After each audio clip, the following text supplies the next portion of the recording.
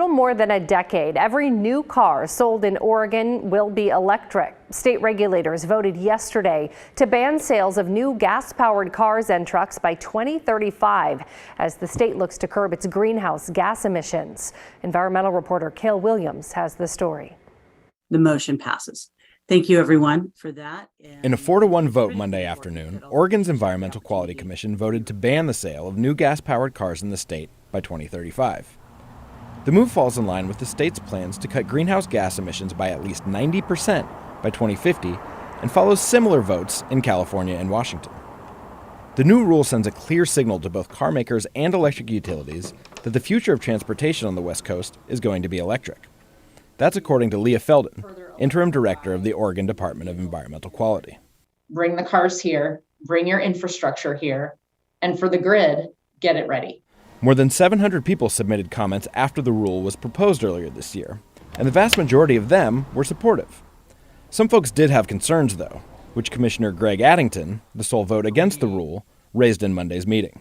I just think there's a whole lot of people in this state that don't get where this is going and why it's going there. Addington said the people he's spoken to are worried about a lack of charging stations in rural parts of the state, and whether the rule would ban all gas-powered vehicles completely. Commissioner Molly Kyle said that last point was a common misconception. That this is often being shortened to a ban on gas cars in Oregon, and that's not true. While the rule will ban the sale of new gas cars, Oregonians will still be able to buy and register used vehicles of any type.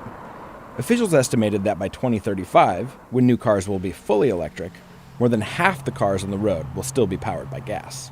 Meredith Connolly, Oregon director of the nonprofit advocacy group Climate Solutions, said the concerns about the charging network are valid, but there are sizable investments coming to Oregon to build out a more robust network, especially in rural parts of the state. It's important to remember that this transition to electric vehicles and electric appliances is not happening overnight, but is a transition over a decade and plus. The rule builds in a slow ramp-up of electric vehicle sales, too, starting with 35% of sales in 2026 and increasing each year until it hits 100% in 2035.